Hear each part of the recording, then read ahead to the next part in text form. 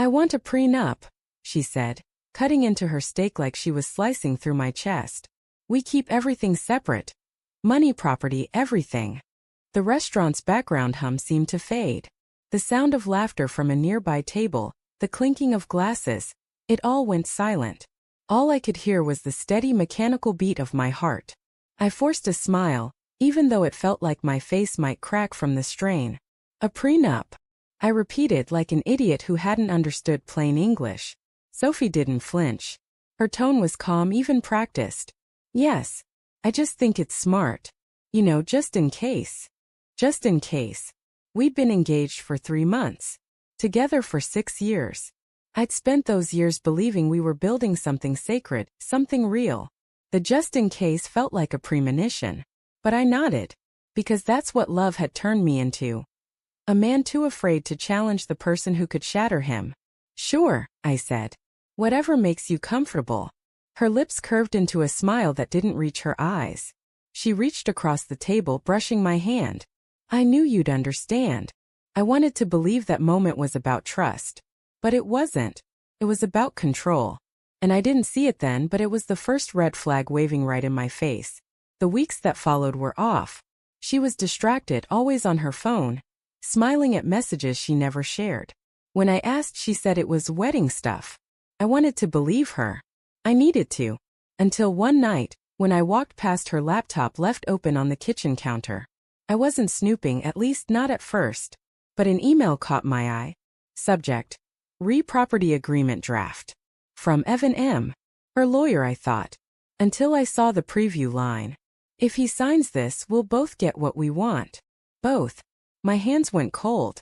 I clicked. The thread went back weeks. Evan wasn't her lawyer. He was her ex. The one she'd sworn was just a friend. The messages were casual at first, playful. Then flirty. Then explicit.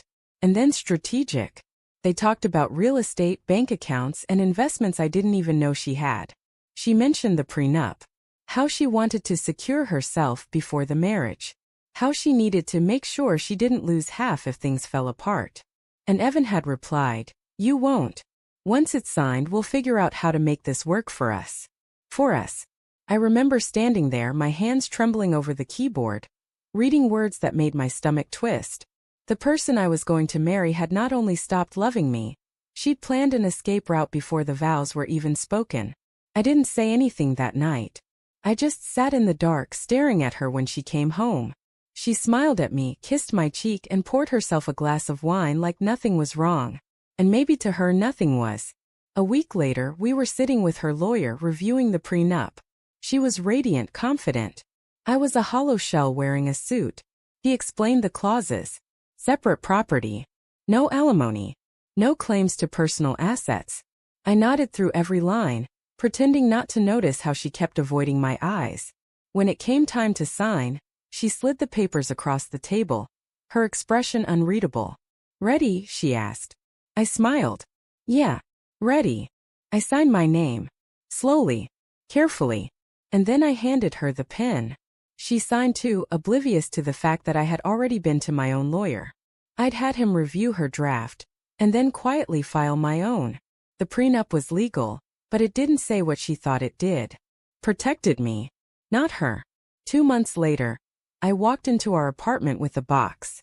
Her box. She was on the couch texting. Probably him. "Jake? What's that?"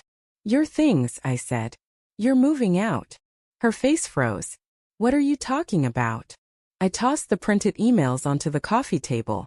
"You and Evan. The prenup. The planning. I know everything."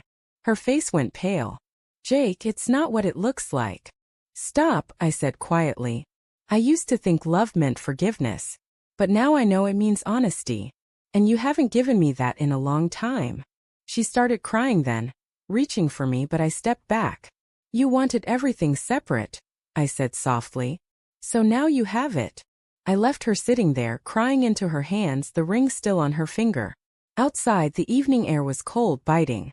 But for the first time in months I could breathe. Love hadn't failed me. Trust had. And sometimes losing someone isn't the tragedy. It's the mercy you didn't know you needed.